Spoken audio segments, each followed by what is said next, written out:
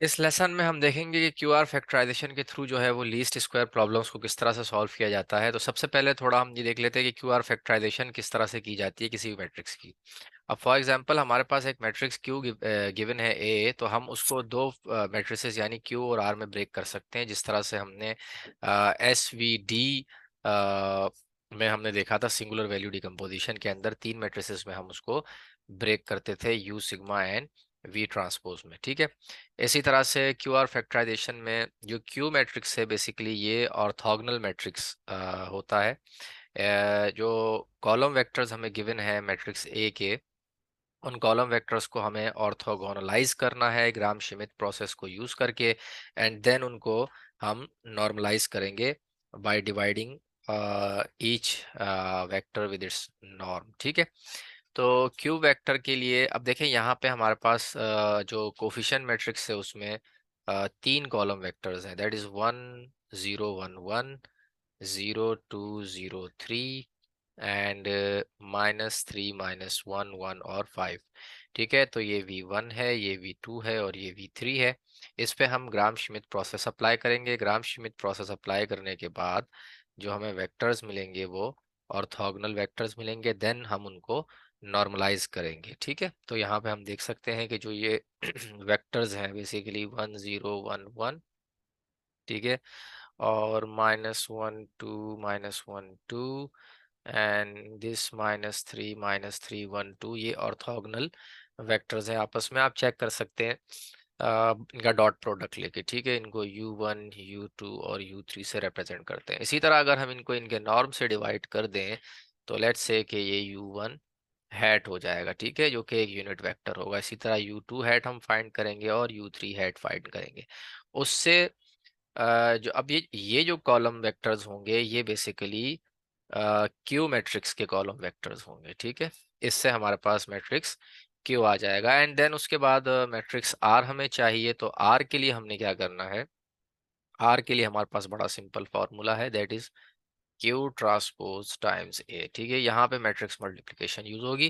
Q transpose हम लेंगे, Q already हम फाइंड कर चुके हैं, ए हमारे पास ऑलरेडी है, तो क्यू ट्रांसपोज ए से हमारे पास मैट्रिक्स आर आ जाएगा और इसको हम क्रॉस वेरिफिकेशन के लिए चेक कर सकते हैं that Q R is equals to A. ठीक है, ये क्यू आर फैक्टराइजेशन मेथड है। अब हम देखते हैं कि एसक्यूआर फैक्टराइजेशन मेथड को यूज करते हुए कैसे हम लीस्ट स्क्वायर प्रॉब्लम्स को सॉल्व कर सकते हैं।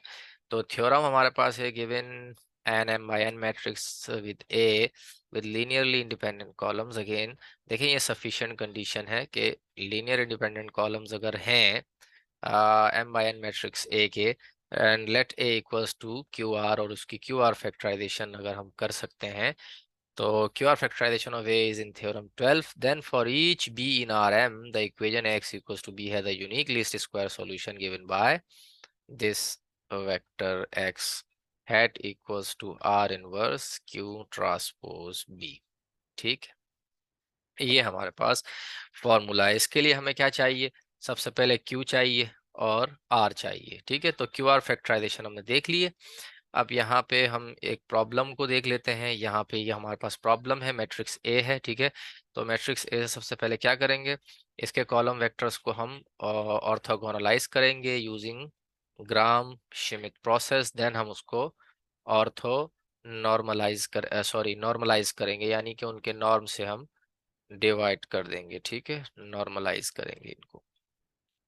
ठीक है, और जो क्यू हमारे पास मैट्रिक्स होगा वो क्या होगा, बेसिकली ऑर्थोनॉर्मल वेक्टर्स जो हमें मिलेंगे वो क्यू मैट्रिक्स के कॉलम वेक्टर्स होंगे। ठीक है, एंड देन हमने आर फाइंड करना है, तो आर इक्वल है क्यू ट्रांसपोज ए के, वेयर क्यू ट्रांसपोज जो है वो इस मैट्रिक्स का ट्रांसपोज होगा और ए हमारे पास यहाँ गिवन है।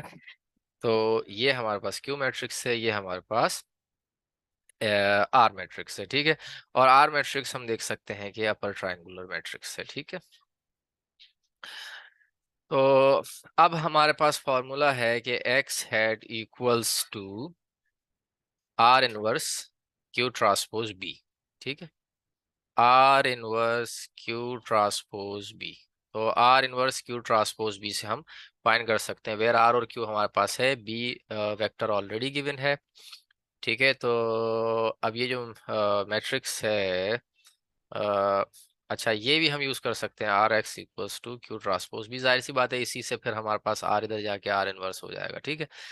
और हम सिंपली ये कह सकते हैं कि क्यू ट्रांसपोज टाइम्स बी हम फाइंड कर लें, ये ज़रा ज़्यादा आसान होगा, ठीक है, बजाय आर इनवर्स फाइंड करने के। एंड देन हम इस पे रॉ ऑपरेशन अप्लाई कर दें। अब ये जो मैट्रिक्स है ये क्या है, आर है, ठीक है, और ये एक्स है जो हमें चाहिए। And then Q transpose B, जाहिर सी बात है एक वेक्टर आएगा, where B is a single vector, column vector, और क्यू हमारे पास ये सॉरी मैट्रिक्स है, ठीक है। तो क्यू ट्रांसपोज बी हमारे पास सिंगल कॉलम वेक्टर होगा, तो क्यू ट्रांसपोज भी हमारे पास ये आ जाएगा। देन हम इजीली जो है वो इसको by applying Gauss Jordan elimination हम इसको सॉल्व कर सकते हैं, और बड़ा आसान है ये। ऑलरेडी आर आर ये फॉर्म में है, क्योंकि सॉरी आर ये फॉर्म में है, देख सकते हैं, क्योंकि ओनली अपर ट्रायंगुलर मैट्रिक्स है। तो बहुत इजीली हम इसको सॉल्व करके हम अप्रोक्सीमेट सॉल्यूशन एक्स बार के लिए निकाल सकते हैं। एंड देन अगर आप चाहें तो लीस्ट स्क्वायर सॉल्यूशन एरर भी इसका फाइंड कर सकते हैं, ठीक है। तो ये हमारे पास मेथड है क्यू आर फैक्टराइजेशन। ये प्रॉब्लम है प्रैक्टिस प्रॉब्लम, ये आप सॉल्व करें, इससे आपकी प्रैक्टिस होगी, ठीक है। लीस्ट स्क्वायर एरर भी आप फाइंड करें एंड लीस्ट स्क्वायर सॉल्यूशन इसका निकालें। इसका सॉल्यूशन जो है वो यहाँ पे भी गिवन है, मैं आपको दिखा देता हूँ। ये इसका सॉल्यूशन है, सॉल्यूशन टू प्रैक्टिस प्रॉब्लम, ठीक है। ए ट्रांसपोज ए कंप्यूट किया, देन ए ट्रांसपोज बी, उसके बाद से इसको सॉल्व किया है, ठीक है। एंड देन इसका लीस्ट स्क्वायर एरर भी फाइंड किया है, ठीक है। तो इस तरह से आप कर सकते हैं। और इसकी एप्लीकेशंस हैं, लीस्ट स्क्वायर मॉडल ऑलरेडी हम शुरू में जो है वो डिस्कस कर चुके हैं, जो जब उसकी मोटिवेशन हमने डिस्कस की थी फॉर लीस्ट स्क्वायर सॉल्यूशंस, ठीक है। तो ये लेक्चर जो है वो यहाँ कंक्लूड हो गया, least square solutions for system of equations.